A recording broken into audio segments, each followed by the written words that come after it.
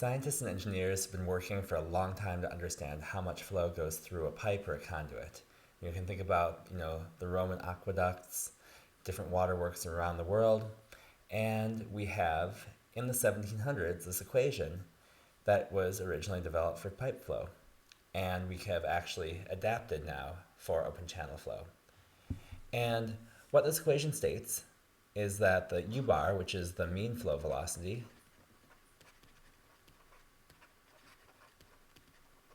by which I mean it is vertically averaged, is equal to some coefficient. So we'll call this the Chézy coefficient.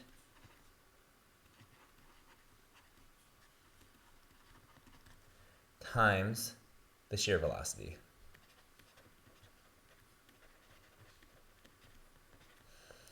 And you might remember from our discussion of open channel flow that when we were talking about shear stress and so forth and shear velocity, that we ended up with this equation that was the square root of GHS. And that's true if we have an infinitely wide channel.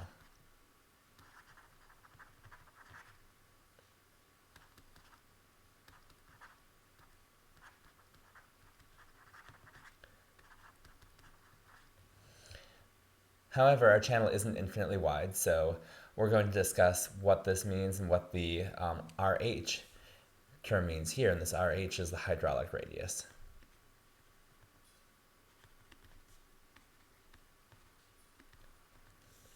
And so down here I just have a repeat of these different term definitions. And as I mentioned earlier, the shear velocity relates to turbulent fluctuations in the flow. And as you can see, this CZ term will increase or decrease the mean average flow velocity as a function of it. So even though if we draw a channel profile, if I have the bed here, and let's just draw a bunch of little stones along that, and let's say I have the top of the water surface along here, like that, and the flow is moving from left to right, like so. That looks like it's going a little up in the air, but let's pretend it's not.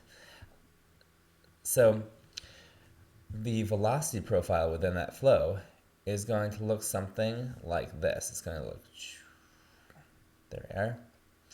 Don't know why I did sound effects, but we have that too. And so we have, this is going to be u of z.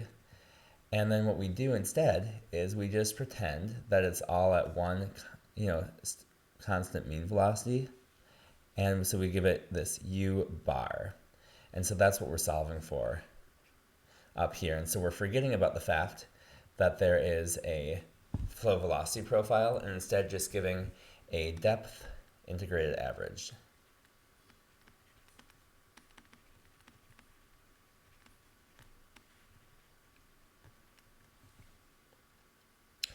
And so the Chézy coefficient will go up if there is a strong positive relationship between, or in other words, let me back up on that. So the Chézy coefficient just directly relates velocity to shear velocity. And so you can think of the Chézy coefficient as something like a reciprocal friction, right? So if friction is down, frictional resistance down,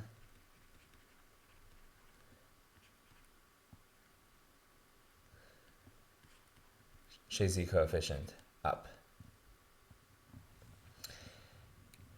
So the hydraulic radius can be calculated with this formula that we have right down here, which is the area divided by the wetted perimeter.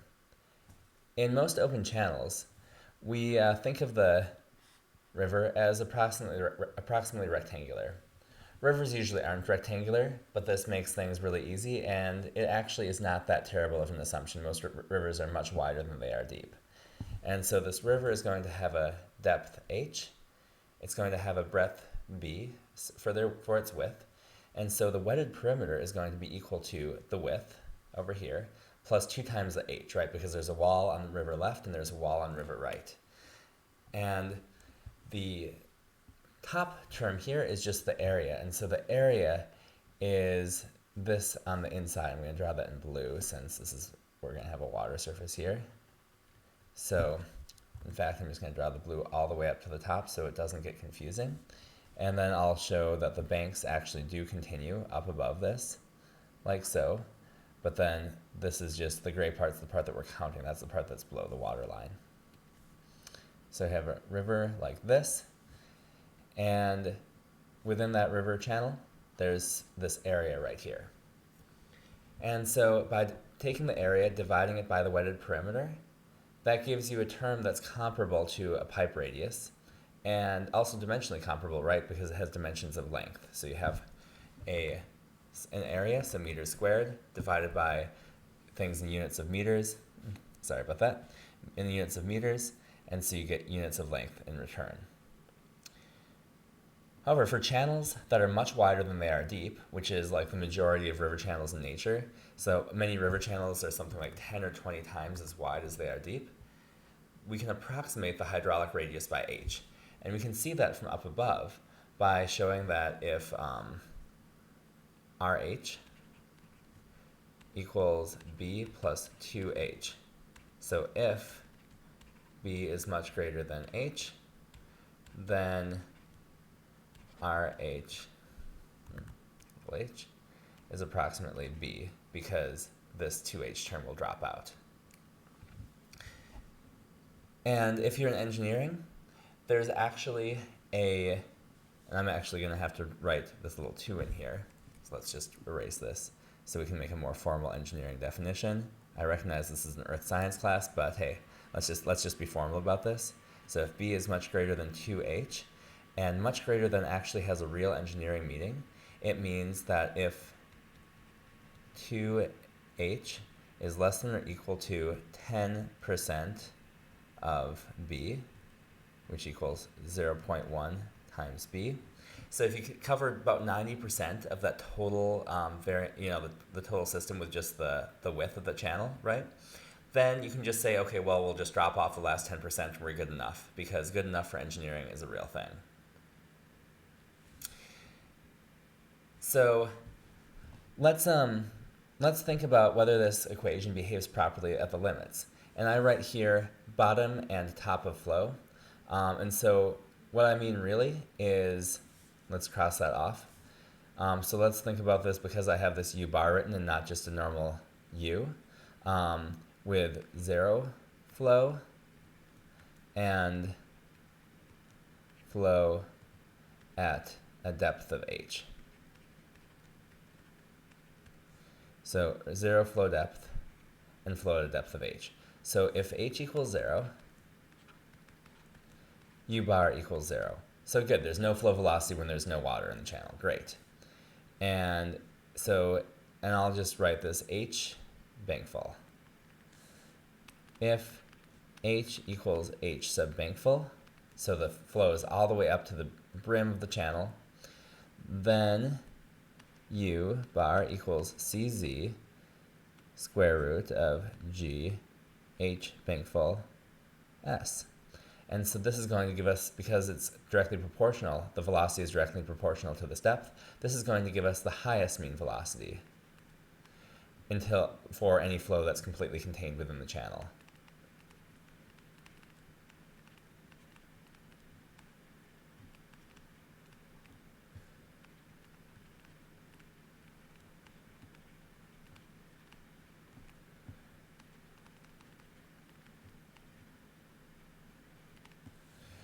And now let's next solve for the units of Chézy's coefficient. So we have U bar on the left side, so we'll just call that meters per second.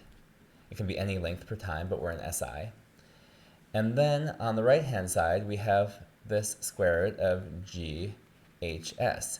And if you recall that we call this the shear velocity, you already have a pretty good clue of what the answer is going to be. But let's just go through this anyway. So we have meters per second squared. Flow depth is just a length scale, so that's going to be in units of meters. And the slope, well, slope is in units of meters per meter, right? So it's because it's just this rise over run. And so those cancel out and slope is unitless. So we have meters squared per second squared, and take the square root of that. And so this also gives us meters per second. So on the left-hand side, we have meters per second. On the right-hand side, we have meters per second. And so C sub z, the Chézy coefficient, is unitless. And this is a very good thing, right? Because if we have a constant coefficient that's comparing two physical quantities, and that constant has some units with it, then that constant probably actually has some scale dependence or some real, physical meaning beyond just being this value that can relate one thing to another. For example, viscosity has units, and viscosity has some real physical meaning as a result, and it varies with temperature, and it might vary with pressure, and so forth. And so, meanwhile, here we have this nice unitless coefficient, and so we can think of this just as a scaling value between these two different terms. So, finally, just so you guys can see this, so Gary Parker, who is a geomorphologist and civil engineer at the University of Illinois, but in fact got all his degrees here and was a professor for quite some time at the University of Minnesota at our St. Anthony Falls Laboratory, created an expression for the Chézy coefficient, which is in fact based on Manning's equation, which we'll discuss in the next little video lecture. So don't worry, you're not going to be sitting here for too much longer. So, Chézy coefficient he found based on a bunch of experimental data. It can be well fit by this coefficient 8.1. This is just nothing more than a curve fit. So what you might do in a spreadsheet program, in fact, you probably did it in Excel. Gary's cat, who unfortunately recently passed away, was named Excel 2000. And H up here is the flow depth. And Ks, K sub s, is the roughness. So this is the roughness of that surface of the channel, and therefore it is proportional to sediment grain size. So, for example, like boulders are rougher than sand.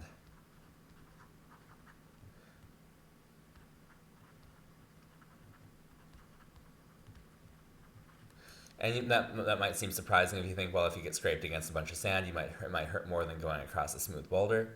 But the boulders are creating ups and downs on length scales that are a lot larger than sand would. So we consider that to be rougher, and that's the roughness that the flow experiences. And then they have this 1/6 power right up here. Or he has the 1/6 power right up there. So how do we know what this K sub s factor is? So Clifford et al. In 1992 came up with this formula right here based on some experimental data, which shows that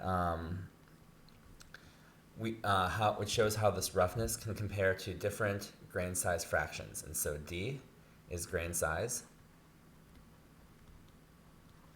and the subscript right here is the percentile. So that you can think that the D50 here, this is just, I managed to completely obliterate that. Let's do this. And the D50, as I mentioned here, is the median grain size, right? That's the 50th percentile.